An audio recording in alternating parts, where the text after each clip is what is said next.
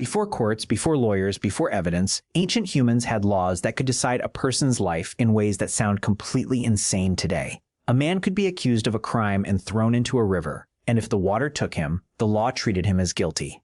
A builder could make one mistake, watch a house collapse, and if the owner's son died, the builder's own son could pay the price. A Roman father could sell his son 3 times, and somehow the third sale could set the son free.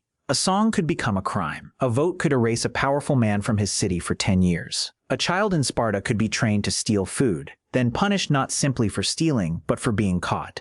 These were not legends. These were not rumors.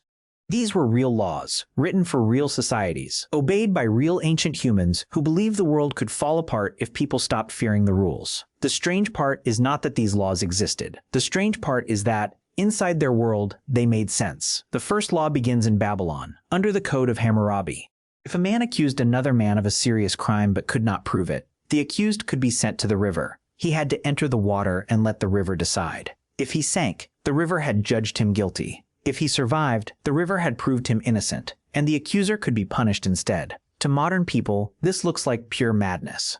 But ancient humans did not live in a world of cameras, fingerprints, police labs, or written witness statements checked by courts. They lived in a world where truth could disappear with one lie, one rumor, one powerful enemy. So the river became a judge, water became evidence, survival became testimony. The law did not ask, what can be proven? It asked, what will the gods reveal? And that is what makes this law so terrifying. A person's fate could depend on the current, the depth, the weather, fear, strength, and luck. In that world, justice did not always search for truth. Sometimes, justice waited to see who came back alive.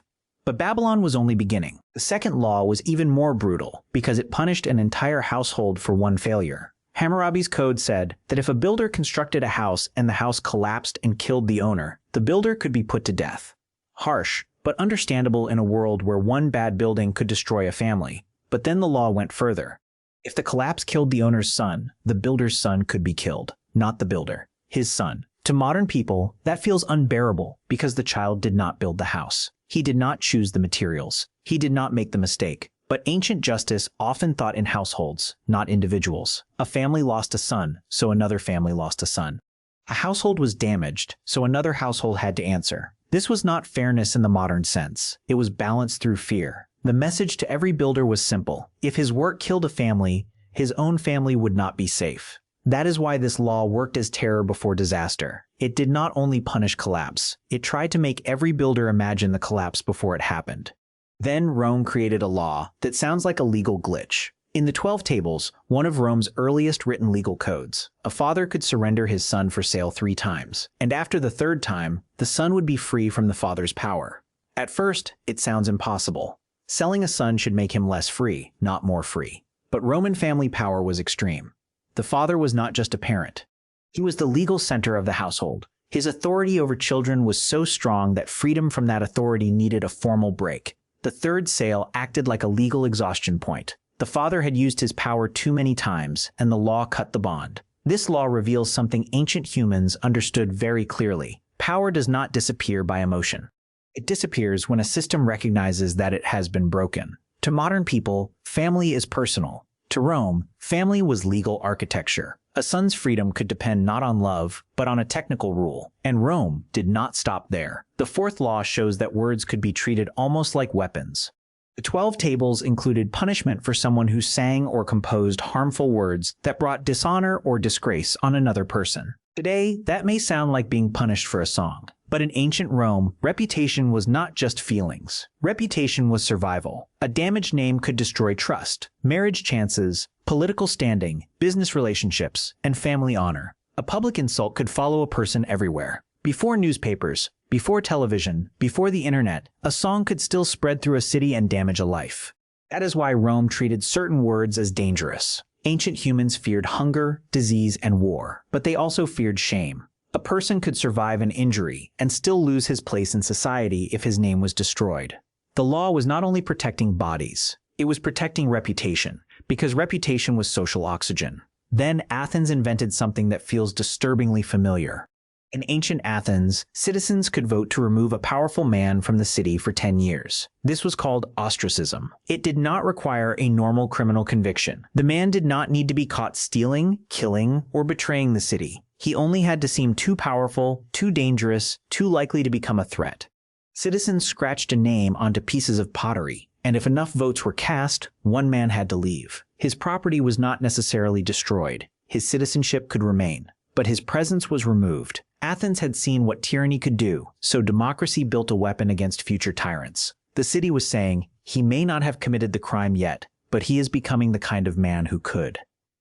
To modern people, that sounds unfair. To Athenians, it sounded like prevention. This was not punishment for the past. It was fear of the future. The sixth law comes from the Hittites, and it shows a different kind of ancient thinking. In parts of Hittite law, killing and injury were often handled through compensation rather than endless revenge. That may sound more civilized until the details appear. Human harm could be converted into payment, labor, people, silver, or replacement value. A death was not only a moral event, it was an economic wound. A dead person meant lost labor, lost protection, lost inheritance, lost future children, and a damaged household. So the law tried to stop blood revenge by turning violence into compensation. That is disturbing because it makes human life sound measurable. But it also reveals the problem ancient humans were trying to solve. If one killing led to revenge, and revenge led to another killing, an entire community could collapse into feud. Compensation was cold, but it could prevent the next body from falling. Ancient law was not always kind. Sometimes it was simply trying to stop violence from multiplying. And then came Sparta, where the seventh rule sounds like a trap designed for children. Spartan boys were deliberately kept under harsh discipline. According to Plutarch, they were expected to steal food, but if they were caught, they were punished as careless and unskilled thieves. That is the part that makes modern people stop. The lesson was not simply do not steal. The lesson was do not fail. Hunger was used as training. Theft became practice. Fear became education. A boy who stole without being caught learned stealth. A boy who got caught learned pain, shame, and correction. Sparta was not trying to raise comfortable children. It was trying to produce soldiers who could survive pressure, hunger, secrecy, and danger. In most societies, stealing food would be a moral failure. In Sparta, getting caught could be the greater failure. That one rule explains the whole system. Sparta feared weakness more than theft. When all 7 laws are seen together, the pattern becomes clear. Ancient laws were not random. They were maps of fear. Babylon feared false accusations, so it made the river judge the accused. Babylon feared deadly construction, so it threatened the builder's family. Rome feared uncontrolled household power, so it created technical rules to break it. Rome feared public disgrace, so it treated destructive words as serious crimes. Athens feared future tyrants, so it exiled men before they could become too dangerous. The Hittites feared revenge spirals, so they turned harm into compensation. Sparta feared weakness, so it trained children through hunger and punishment. These laws sound fake because modern people live inside a world built to hide fear behind institutions. Courts, contracts, police, insurance, schools, appeals, inspections, and written rights. Ancient humans had fewer layers between fear and law. Their rules were direct, harsh, and brutally honest. They wrote down what they were afraid of, then turned that fear into punishment. That is the real reason these laws still feel shocking. They were not just rules. They were survival systems. And the most disturbing truth is this: every society still does the same thing. Modern laws also reveal what modern humans fear most. Ancient humans feared rivers, gods, family collapse, shame, tyrants, revenge, and weakness. Modern humans fear different things, so they write different laws. The ancient world does not look strange because it had no logic. It looks strange because its logic was naked. No soft language, no public relations, no pretending. Just fear carved into stone, handed to ordinary people, and called justice.